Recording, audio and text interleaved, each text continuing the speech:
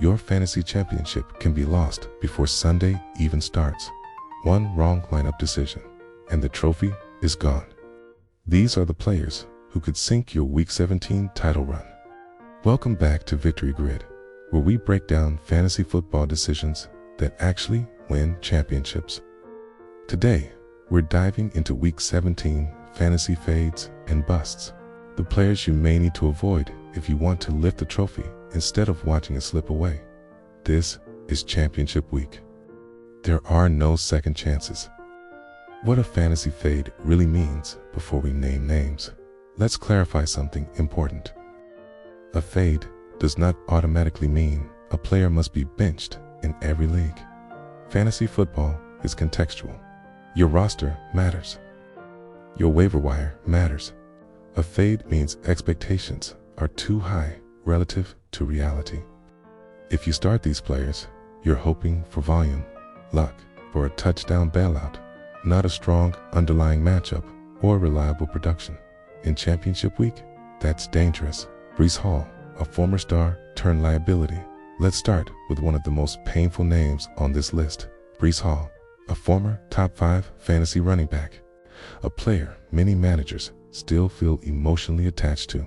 But fantasy football does not reward nostalgia. Since Week 9, Hall has averaged just 3.3 yards per carry, 4th worst among all qualified running backs.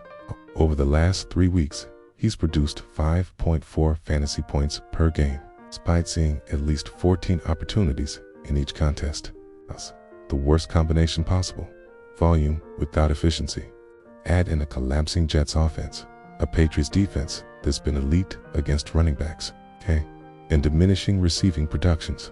Just 31 receiving yards in the last month, and the red flags are everywhere. Should you bench Breece Hall? This is the hardest decision of the week for many managers. Rankings still cling to Hall as a borderline RB2 because of volume. But volume alone does not win championships, especially when it produces empty touches. With the Jets heading toward the end of a lost season, there is real risk that Hall's workload shrinks even further. Unless you're in a deep league with limited options, Breece Hall belongs outside your starting lineup in Week 17. At best, he's a desperation flex. At worst, he's a championship-losing anchor. Rico Dowdle, the slide nitrogen one wanted to see next up. Rico Dowdle. Earlier in the season, Dowdle was a fantasy darling. Efficiency, versatility, and opportunity were all there. But the last 5 weeks have erased that optimism. Just 1 touchdown over his last 5 games. 6 straight games under 60 rushing yards. And now, Chuba Hubbard continues to siphon just enough volume to cap Dowdle's ceiling. That split alone downgrades him from starter to matchup-dependent option. The Week 17 matchup problem, the real issue. Seattle's defense. Over the last 11 weeks, the Seahawks have allowed 13 fantasy points to just 1 running back.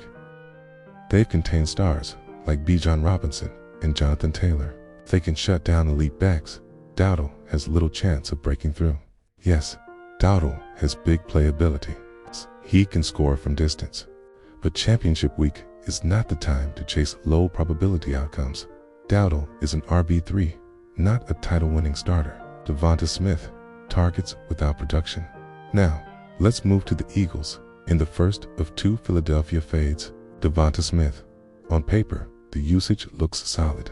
It's 8 or more targets in 4 of the last 5 games. But production tells a different story.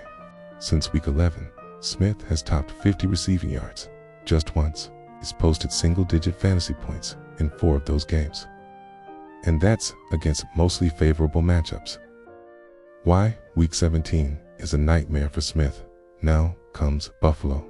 Freezing temperatures, high winds, rain or snow, and one of the toughest secondaries Smith will face all season. This game screams run-heavy script for both teams. Smith's fantasy value relies on explosive plays that a long touchdown. His floor is extremely low. Against the Chargers, his toughest recent matchup, Smith managed just 4 catches for 37 yards.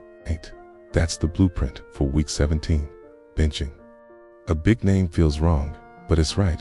this is where fantasy championships are won. Unless you truly have no alternatives, Smith should be on your bench. Players like Jacoby Myers, Wan'Dale Robinson, or even Stephon Diggs offer safer floors this week.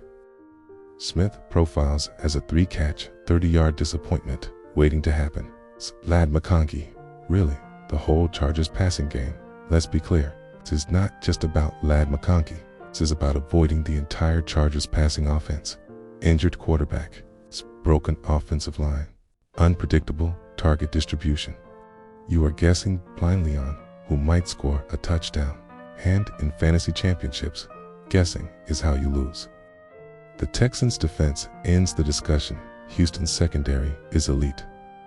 Derek Stingley Jr. and company have erased passing games all season. Outside of last week's matchup with Dallas, which barely qualifies as a defense, the Chargers have been non-existent through the air. There is no reliable wide receiver. There is no safe tight end. McConkey, Johnston, Allen, all of them belong on your bench. No exceptions. Dallas Goedert, when a hot streak meets reality, finally, let's talk about Dallas Goedert.